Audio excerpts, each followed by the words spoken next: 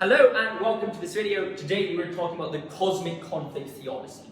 This is a bit of a lesser known theodicy, but it is presented by a guy called Peckham. Now we're going to be talking about the Cosmic Conflict Theodicy today, which is a response to natural evil.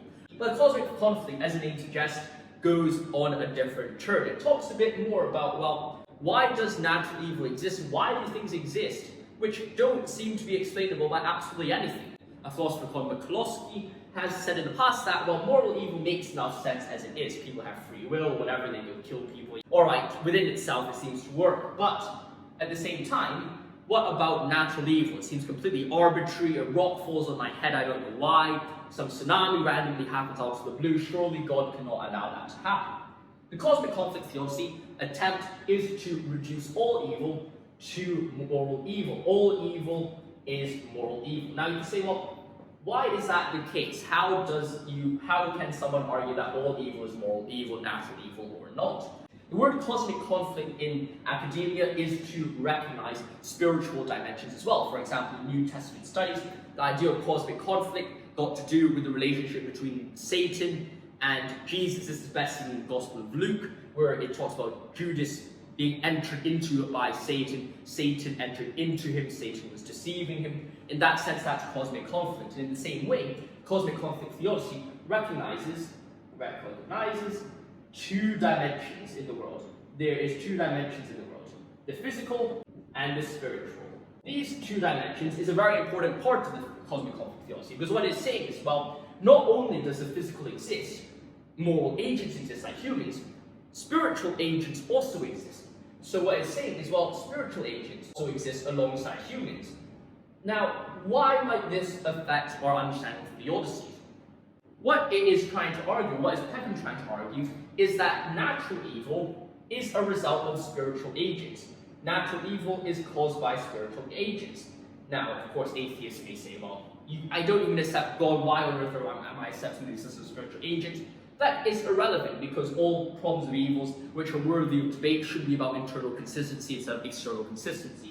Therefore, as long as Christians accept the existence of spiritual agents, which is quite clear, what these are angels and demons, which is clear throughout the Bible, especially in the Old Testament, what we know is that, well, if we accept the existence of angels and demons which interact with the world, then in some sense, natural evil can be reduced to the moral evil of the spiritual agents.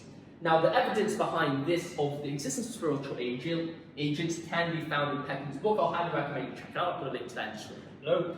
But you can see in the Old Testament, you have Gabriel, you have Michael, all them fighting against these spirituals of darkness, angels of darkness, like demons, and they are indeed impacting the natural world. So it is very, very important to think about it in that way.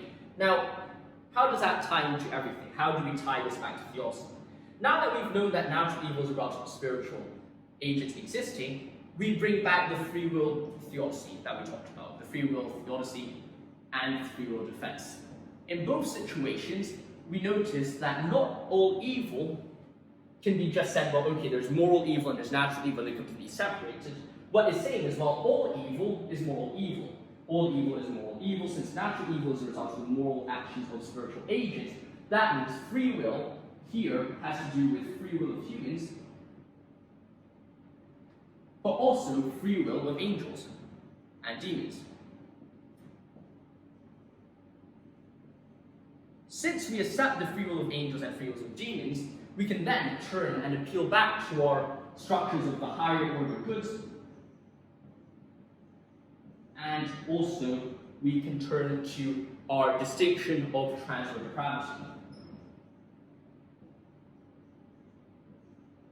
Based on these two landscapes, we can once again suggest and see that since natural evil is a result of free will of angels or demons, and moral evil is a result of free will of humans, then it follows that since free will is the highest order good, and also that all of us are morally flawed, then it follows that there is indeed not only a possible world in which God and evil coexist, both in the case of natural evil or moral evil, there is also a situation where God does justify the existence of both moral evil and natural evil as a result of higher goods of freedom, not only a situation of humans, but also in the situation of demons.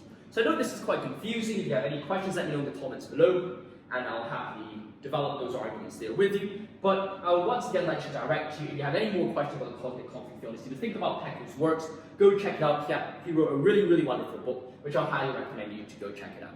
Like always, if you enjoyed this video, make sure to like and subscribe. And if you would want to support my channel financially and my mission to provide free and accessible philosophical content to all, then make sure to go check out my Patreon or my membership to Dostoevsky on my YouTube channel. And I'll see you next video. Stay safe, my friends. God bless, and I'll see you soon.